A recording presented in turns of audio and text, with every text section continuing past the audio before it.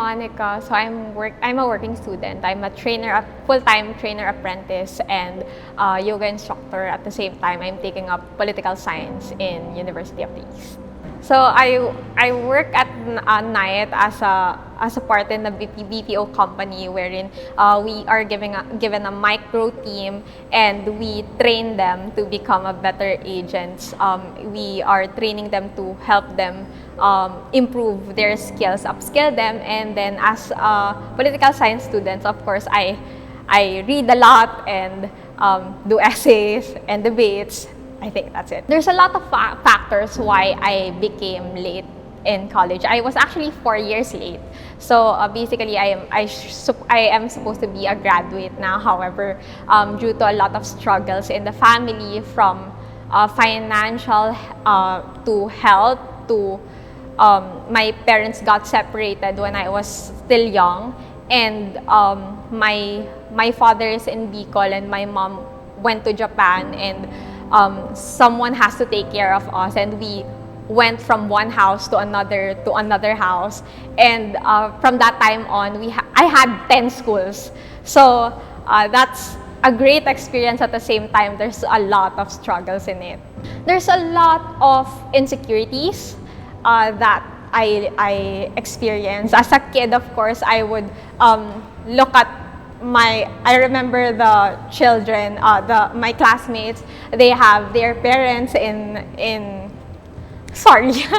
I remember I'm really sorry. But I remember as a kid, I would be insecure of my classmate because they have their parents. I remember when I was in grade 1, and my sister is in grade 2, we would have our medals, and we are little kids, and we would go into the recognition and we would give our medals to ourselves. And of course, all of the people there we were like, oh, they're like 6 years old or 7 years old, and we're giving medals to each other because we don't have parents beside us. We wanted to join a lot of competitions, however, and I actually joined a lot of competitions when I was a little kid, and I would see my classmates or my competitors would have their parents cheering on them, and I don't have. So, but of course, it comes with the lessons that I had. It was gold. So yeah, I like reading motivational books, and of course, I would have people like my teachers. I would treat them as if they are my parent, and I would listen to them, and I think that's my coping mechanisms for that. I think I would give a 5-point lesson. Number 1, offer everything to God, surrender everything to Him. Do not offer it to men, because men will just forget about the things that you do, but not God. God will know. And number 2, do not treat God as if He is a genie. He's not a genie. Work hard for your goals. Instead, treat yourself as if you are a servant of God. That would change your perspective in life. That would totally change your perspective in life. Number 3,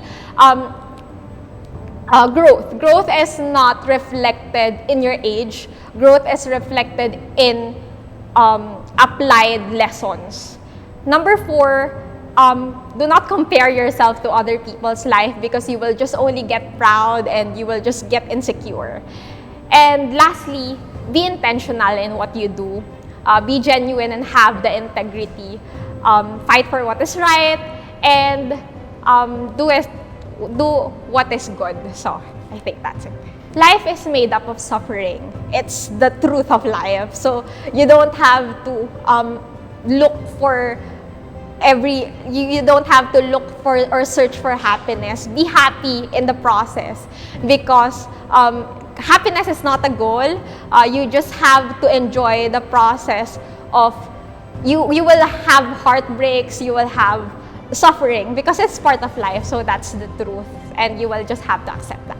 My mom, because as a solo parent, it was really hard. All of us were cesareans, and my mom is very kind. I remember her having a muddy person she let her in at our house, and she gave her food. So I think this is where all of my core beliefs are coming from. So I really look up to my mom.